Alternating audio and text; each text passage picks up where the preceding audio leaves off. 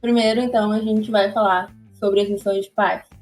Quando se pensa em missões de paz, é muito comum que a primeira imagem que pense, que traga na cabeça de vocês, tanto para intervenção armada quanto para operação de paz, é a dos capacetes azuis da ONU.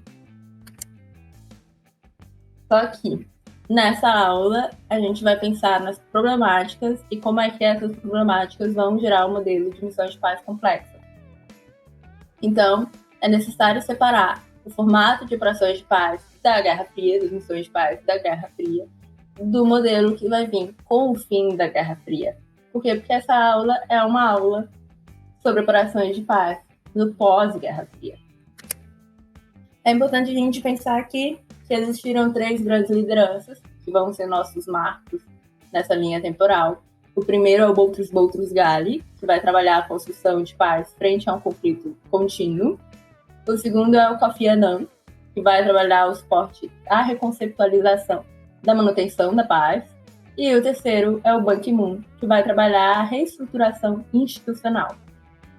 Sendo importante a gente pensar aqui que no caso do Boutros Ghali, vai haver a primeira Agenda para a Paz, de 1992, e em 1995 vai haver complementos a essa Agenda de Paz, no qual vai se pensar a problemática da paz liberal, em que o uso de missão de paz para promoção dessa paz que vai estar tentando prover privilégios liberais, como a responsabilidade de proteger civis, boa governança, segurança humana, etc., ele acaba sendo problemático tanto na sua prática quanto no seu significado. Por quê? Porque acaba expandindo aquele cenário permissivo que a gente falou nas aulas anteriores, em que as missões de paz, pela falta de definição, ou seja, quando se lança a missão de paz ou quando se lança a operação de paz, a falta de delimitação se ela vai ser uma missão para prevenção de conflito ou se é uma missão para a transformação da sociedade devastada para a guerra, essas funções elas vão acabar sendo utilizadas por atores variados e com interesses variados. Então, acaba havendo um problema, justamente porque vai ser colocada ali dentro de um cenário permissivo e vai haver a possibilidade de expansão desse cenário. E aí é importante vocês já pensarem aqui. Existem 2 modelos, que é 2 funções, em que quando se lança uma missão de paz, tem que estar bem definido se é uma missão de paz para prevenção de conflito ou se é uma missão de paz para a transformação de uma sociedade devastada pela guerra. Durante a liderança do Kofi Annan, vai haver a reconceptualização da manutenção da paz. E 2 documentos vão ser muito importantes nesse processo. O primeiro é o relatório do Lakhdar Brahimi e o segundo é o relatório Operações de Paz do Jean-Marie Guerrier, de 2005, mas que é um plano de 5 anos. Por isso, Operações de Paz, 2010. Nele, vai ser trabalhado as missões de paz a partir de 5 subcategorias, em que se tem a prevenção de conflito, a manutenção da paz, a construção da paz, a pacificação e a imposição da paz. Em que, se a gente colocar numa escala processual, a prevenção de conflito ela meio que vem primeiro, pensando num processo circular, na verdade. A prevenção de conflito ela vem primeiro porque ela identifica as causas do conflito para a prevenção da ocorrência, para a prevenção da persistência. Então, vai haver a presença militar, por exemplo, se achar que for interessante. A pacificação e a imposição de paz, as 2 vêm mais ou menos ali logo em seguida, na nossa escalazinha processual, em que a pacificação ela é assegurar o cessar-fogo ou acordo de paz por meio da diplomacia, para cessar a violência. Mas a imposição da paz ela é assegurar esse acordo, essa negociação, por meio de força coercitiva. Então, ela vai assegurar esses acordos, impondo a paz para proteger os civis de hostilidades. Então, é meio como se fossem 2 processos paralelos, mas que podem operar em conjunto também na nossa escalazinha processual. E terceiro vai ter a manutenção da paz, que é o uso de forças militares ou policiais, operando com a permissão, com o consentimento do anfitrião, para assegurar um cessar-fogo ou um acordo de paz, utilizando a força de forma imparcial ou com restrições severas, como, por exemplo, utilizar a força quando for caso de autodefesa. A construção da paz vai ser a última ali na nossa escalazinha processual, em que se dá um suporte de longo prazo à regeneração daquela sociedade que foi devastada pela guerra, estabelecendo, assim, uma paz sustentável por meio de capacitação administrativa, judicial, militar, econômica e política. A missão de paz ela vai ter alguns problemas conceituais. Aquele primeiro é a paz liberal e a manutenção da paz, um desses subtópicos, sendo um subproduto da missão de paz, ela vai acabar sendo também um problema, porque ao subordinar a manutenção da paz às operações de paz, acaba se permeando normas e valores liberais, o que, por consequência, acaba apoiando a hegemonia ocidental no sistema internacional. Então, o que ocorre a partir disso? O que ocorre é uma paz virtual. Por quê? Porque o objetivo, supostamente, é garantir ou a paz negativa, que é a ausência da guerra, ou a paz positiva, que é a reestruturação do sistema para abarcar a não violência. Só que o que ocorre, ao invés de uma paz negativa, é uma oscilação entre redução da violência e aumento da violência, ou, ao invés de uma paz positiva, que seria a reestruturação, um desenho de operações de paz que não evita imposições hegemônicas. E ao não evitar essas imposições hegemônicas, ele acaba trabalhando contra uma paz positiva.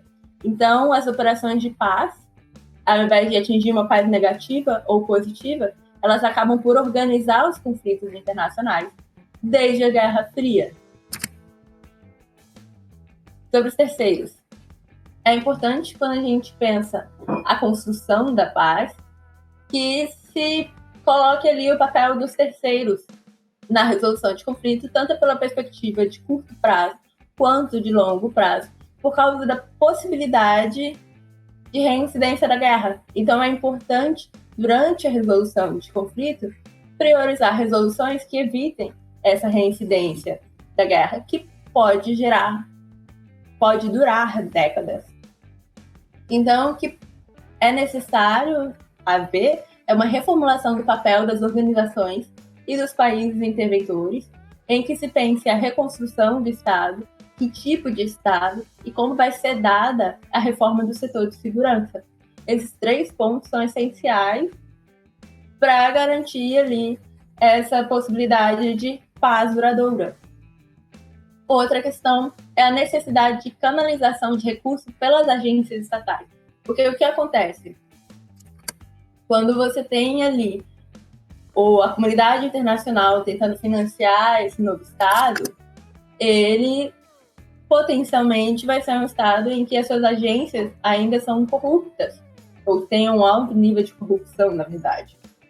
E aí, os doadores eles acabam pedindo salvaguardas ou passando por cima das agências estatais, o que não é possível. Por quê? Porque ao passar por cima das agências estatais, mina-se a capacidade estatal daquele novo Estado Nacional ou daquele Estado Nacional em reconstrução.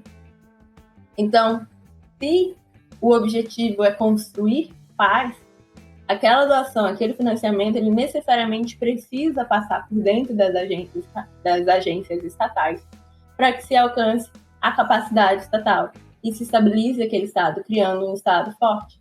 Então, existe uma necessidade de legitimidade dual, tanto por parte da comunidade internacional, tanto por parte desse Estado nacional, em que se combina legitimidade e capacidade, e dentro dessa legitimidade e capacidade possa-se trabalhar estrutura, estratégia e programas. O papel da sociedade civil nesse tipo de caso é justamente fiscalizar o governo para apontar se está havendo corrupção naquela agência, ou na agência A, na agência B, na agência C. Por favor, resolvam esse problema. Ao invés, então, a sociedade civil ela denuncia esse problema, ao invés dos doadores estarem ali constantemente exigindo salvaguardas e passando por cima dessa possibilidade de criação de capacidade estatal e, consequentemente, consolidação desse Estado pós-guerra.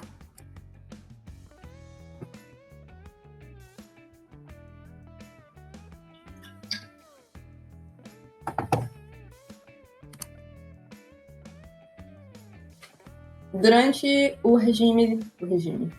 durante a liderança do Kofi Annan, o relatório do Lakhdar Brahimi, que agora a gente retorna da nossa linhazinha temporal, ele vai acabar defendendo um mandato imparcial, limitado pelos recursos disponíveis, com aumento de consultas com contribuintes e autoridades, que vai estar muito relacionado com aquela questão ali da salvaguarda dos doadores, a combinação de manutenção da paz e imposição da paz. Ele vai falar sobre o modelo liberal de reconstrução de Estado, então, novamente, aquelas normas e valores liberais sendo utilizados aqui na reconstrução do Estado. E também vai abordar a necessidade de proteção de civis. Dentro dessa necessidade de proteção civil, é importante pensar no ICISS, que ocorreu no Canadá, e que produziu um relatório chamado The Responsibility, em 2001, que acaba sendo utilizado de base para o relatório das operações de paz de 2005, com aquele plano de 5 anos, que vai passar pela Assembleia Geral da ONU e que vai ser submetido ao Conselho de Segurança. O que é, então, a responsabilidade de proteger? A responsabilidade de proteger, ela vai dizer que é uma responsabilidade do Estado proteger o cidadão de genocídio, de crime de guerra, de limpeza étnica, de crime contra a humanidade. Vai colocar como tarefa da comunidade internacional encorajar os Estados e auxiliar eles a exercer essa responsabilidade, porque há, supostamente, um contrato social em que a população cede o uso da violência para o Estado, para que o Estado possa proteger essa população civil. E vai colocar também que é a responsabilidade da comunidade internacional agir coletivamente com as autoridades nacionais, agir coletivamente caso as autoridades nacionais deixem de proteger suas populações. Esse último ponto, que é o de agir coletivamente quando a autoridade nacional deixa de cumprir a sua função, ele vai ser falado um pouco mais para frente, um pouco mais a fundo, porque ele vai trabalhar a responsabilidade do interventor e porque ele vai trabalhar o princípio de não intervenção. Em 2004, mais ou menos, surge um novo problema. Por quê? Porque a capacidade de lançar uma operação de paz era só de uma operação grande. E o que ocorre, na verdade, é que existiram 3 operações em curso. E a partir desse problema, vai vir o relatório do Jean-Marie Guerreno, que não vai só trabalhar essa necessidade de maior robustez das organizações para poder lidar com a quantidade de operações de paz, mas também alguns outros problemas que vão surgir de operações de paz anteriores. Então, ele vai trazer como objetivo a revisão das condições de serviço, a reforma da doutrina, a cooperação com outros órgãos e a integração de estruturas. Na questão... Só um momento que tem uma moto.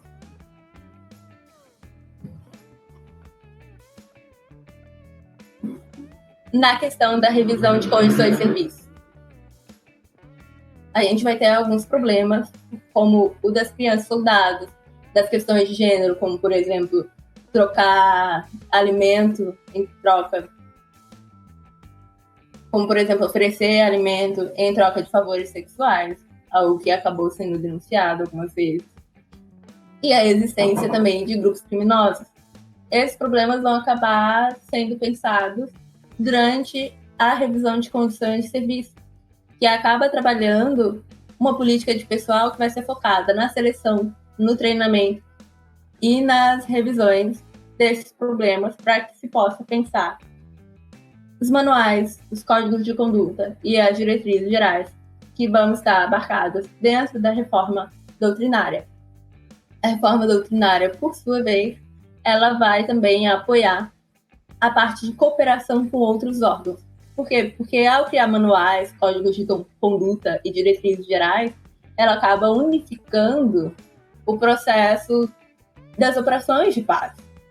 E assim facilita o planejamento integrado desde o início da missão, com estabelecimento claro de divisões de autoridade entre órgãos diferentes e entre organismos diferentes.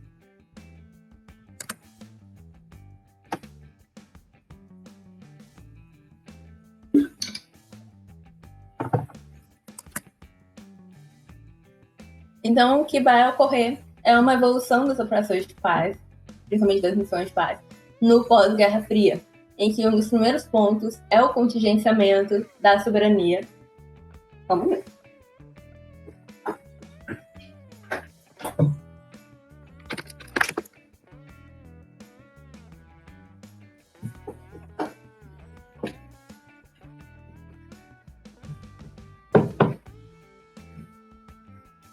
É o contingenciamento da soberania. Por quê? Porque se confunde a soberania westfaliana, em que o Estado supostamente tem direito de tratar a sua população como bem entender, e a soberania da pós a Revolução Americana, em que justamente pela existência daquele contrato social que eu já falei antes, em que a população cede o uso da força para o Estado proteger, é que vai trabalhar ali, vai condicionar o princípio de não interferência à proteção da população. Então, acaba que a responsabilidade de proteger, ela acaba sendo utilizada como uma condição para que o Estado possa sofrer interferências externas ou não. Só que é muito difícil delimitar limites. Por quê? Porque pode ocorrer do Estado B e o Estado C terem, por seus próprios interesses, dizerem é necessário uma intervenção, já que esse Estado aqui, o Estado A, ele não tem soberania, porque ele não está arcando com a sua responsabilidade de proteger. Se ele não protege a população, é tarefa da comunidade internacional intervir e conseguir proteger essa população civil. Só que aí o Estado E e o Estado D, por exemplo, também podem ser organizações, eles também vão ter seus próprios interesses e eles vão dizer não é possível haver uma intervenção agora no Estado A, porque ele está, sim, protegendo sua população. O que está ocorrendo ali é um índice de violência, mas não é uma falha da capacidade do Estado de proteger. E se o Estado não está falhando em proteger a sua população, então esse Estado ele continua sendo soberano. E nesse embate fica muito difícil delimitar até que ponto aquele índice de violência é realmente um índice de violência doméstico, mas o Estado continua operante, continua protegendo sua população. E até que ponto, e a que ponto, na verdade, esse Estado A, ele realmente deixa de proteger a sua população. E aquele índice de violência, na verdade, é uma falha nessa proteção, nessa responsabilidade de proteger do Estado, o que, consequentemente, afetaria a sua soberania e possibilitaria uma quebra do princípio de não intervenção.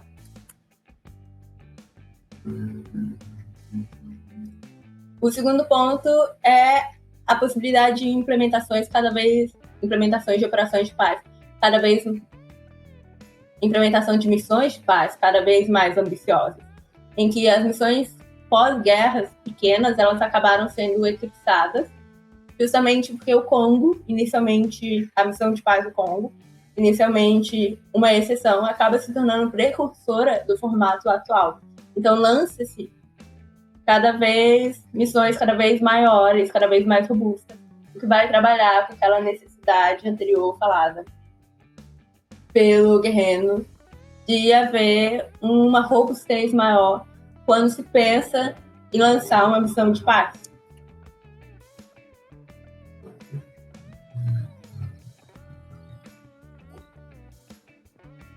Só um momento, eu não sei se vocês estão ouvindo, mas tem uma moto aqui bem barulhenta. O terceiro ponto é a complexidade de modelos. Por quê? Porque se há mais atores, cada qual com seus interesses, é necessário que se obtenha a imparcialidade. Porque agora a gente está unindo duas instituições diferentes, dois organismos diferentes, ou organismos e estados, e é importante que os interesses deles não sejam colocados ali na intervenção. É necessário que haja uma imparcialidade. E o segundo ponto é que é necessário que haja a responsabilidade do interventor pelo que acontece durante e após a missão de paz. Justamente por quê? Porque os interesses particulares não podem afetar a missão e porque esses estados e organizações que estiverem operando dentro dessa missão de paz, eles se responsabilizem pela possibilidade de reincidência da guerra. Depois de 1 ou 2 décadas, a guerra pode retornar. Então, a complexidade dos modelos ela vai trabalhar justamente a questão de que quando o Estado E, o organismo B, o Estado C e o organismo A, eles resolvem em conjunto lançar uma intervenção sobre o Estado A, eles têm que pensar nessa intervenção naquele momento, no processo, durante essa intervenção, e também tem que pensar após essa missão de paz, após a conclusão das negociações e dos acordos de paz, porque há responsabilidade durante e após, justamente pela possibilidade, pela probabilidade de reincidência da guerra, ou seja, de ocorrer uma segunda guerra nacional.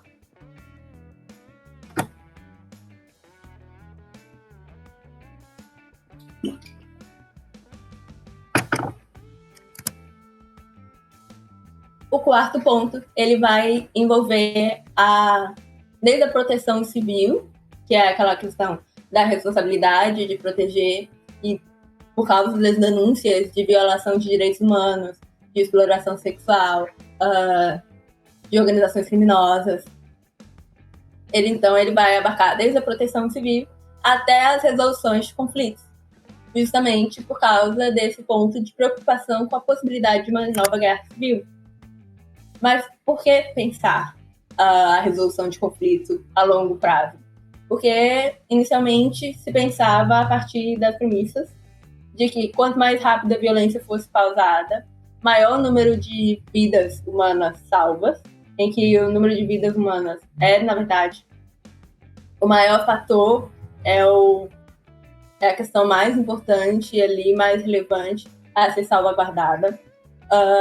Outra premissa era de que o temor à morte na guerra civil seria suficiente para motivar os combatentes a criarem uma paz duradoura.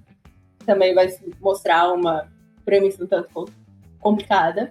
E que a ameaça da violência seria imoral ou intragável, justamente porque a gente está trabalhando com normas e valores ocidentais, liberais.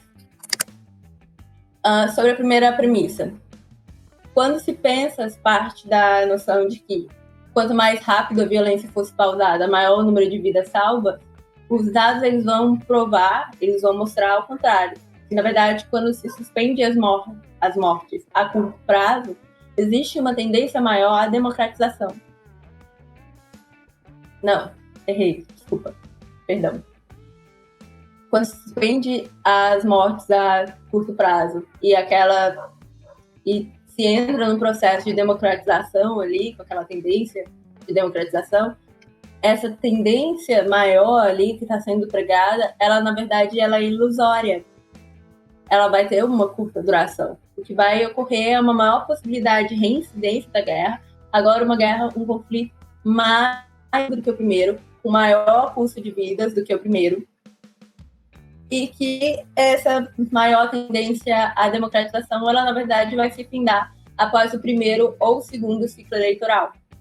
Então, a longo prazo, os acordos de paz via negociação, eles acabam gerando a reincidência da guerra e da repressão, gerando ainda mais mortes, só que no médio e longo prazo. E aí, quando a gente fala dessa questão da negociação, é importante a gente pensar que existem principalmente 3 modelos ali de resolução de conflitos, em que o primeiro é a negociação, em que o tipo ideal seria o tipo ideal de resolução de conflitos, em que ambos os lados eles vão admitir a derrota e vão fazer um acordo com termos comuns de governo no pós-guerra. o cessar-fogo ele vai ser similar à negociação e vai ocorrer quando também os dois lados encerram a violência. Só que, diferente da negociação, não vai haver termos comuns de governo no pós-guerra. E a vitória é aquele tipo ideal de resolução de conflito em que uma das partes admite a derrota e se rende. Quanto mais incondicional for essa rendição, melhor, mais próximo do ideal. Só que aí, quando a gente está pensando na probabilidade de reincidência da guerra, acaba que nos casos que não há definição militar do conflito, existe uma reincidência em uma década que chega até 40%. Contudo, quando há uma vitória militar, a reincidência ela se torna de 2 a 3 vezes menos provável por causa da dissuasão de uma das partes.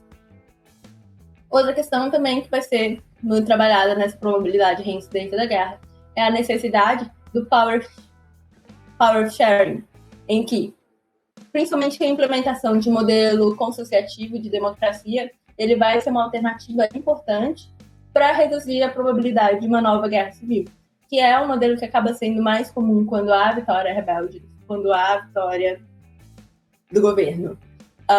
O estabelecimento desse modelo consociativo geralmente vai se dar no pós-guerra, e ele vai acabar incluindo grupos de interesses divergentes no processo decisório do governo. Então, nos casos, principalmente em que o grupo rebelde foi vitorioso, a inclusão ela pode se dar desses grupos com interesses divergentes. Ela vai se dar nas forças armadas, nos aparelhos burocráticos, nas instituições políticas. Tudo isso vai trabalhar de forma a estabilizar o sistema, evitando alterações bruscas. E ao evitar essas operações bruscas, evita-se uma possibilidade maior de reincidência do conflito. Quanto mais abrangente for o compartilhamento de poder, ou seja, ao invés de só compartilhar poder nas forças armadas, ou só nos aparelhos burocráticos, ou só nas instituições políticas, quando se combina, a gente vai compartilhar esse poder nas forças armadas e nas instituições políticas, ou então nas forças armadas, nos aparelhos burocráticos e nas instituições políticas. Quanto mais, melhor. Quanto mais, maior a estabilização, menor as alterações bruscas do sistema e menor a probabilidade de reincidência da guerra. Só que, nos casos em que o governo é vitorioso, a tendência é oposta a esse modelo. Lembrando que é uma tendência. Não significa que toda vez que um governo for vitorioso, isso não vai ocorrer, ou que toda vez que um grupo rebelde for vitorioso, vai se estabelecer um modelo consociativo. Existem exceções sempre. Por quê? Porque o principal objetivo dos combatentes é atingir a soberania e o governo. Quando o governo obtém a vitória, ele acaba se tornando mais autoritário ali, próximo realmente da primeira ou do primeiro ou do segundo ciclo eleitoral, o que vai acabar causando uma maior possibilidade de reincidência da guerra, porque a Primeira Guerra muitas vezes ocorre justamente por causa desse aumento de repressão, por causa de um governo autoritário. Quando há vitória rebelde, a redução da possibilidade de reincidência da guerra, porque se tende à democratização, se tende a esse modelo consociativo em que compartilha-se poder e unifica-se um pouco melhor ali os interesses de grupos divergentes dentro da estrutura estatal. Só que acaba que essa paz negociada ela vai apresentar alguns problemas. A primeira é a necessidade de equilíbrio entre benefícios e constrangimentos para a obtenção do acordo. O segundo problema é a manutenção do poder coercitivo das forças beligerantes, que vai possibilitar o ressurgimento de conflitos, seja mediante conjunto de milícias, de organizações rebeldes, ou qualquer outro tipo de grupo armado disposto a entrar em conflito, como é o caso da Colômbia. E o terceiro problema é que o acordo ele pode ser implementado de forma imperfeita. E se ele é implementado de forma imperfeita, ele acaba gerando problemas a longo prazo. Dentre esses problemas ali, apontados no slide anterior, o segundo, que é a da manutenção do poder coercitivo, e o primeiro, que é essa necessidade de equilíbrio, eles vão falar muito sobre o temor que grupos já inseridos nesse sistema consociativo retomem a luta armada para conquistar novas reivindicações ou de que novos grupos, que não estavam ali no primeiro conflito, movidos pela concessão de benefícios aos perdedores, contestem o regime. Frente a essas possibilidades, existe a probabilidade do Estado se tornar mais autoritário e mais repressivo, o que supostamente aumentaria a possibilidade de nova guerra civil. Para evitar que esse Estado se torne mais autoritário e repressivo e que aumente a possibilidade de uma nova guerra civil, é que vai ser necessário a combinação de benefícios e coerção, ou seja, eu estou cedendo as suas reivindicações, mas eu tenho poder suficiente para frear os seus avanços, caso você se torne beligerante novamente. E a necessidade de gerar estados fortes, que aí vai trabalhar toda aquela questão de capacidade estatal. A reforma do setor de segurança, ela vai trabalhar muito esse processo desses temores, esse problema de se tornar um Estado mais autoritário e repressivo. Por quê? Porque é necessário pensar a reforma do setor de segurança dentro do acordo de paz, no momento em que o acordo de paz está sendo definido, já que ela vai trabalhar a manutenção do poder coercitivo nos casos de negociação.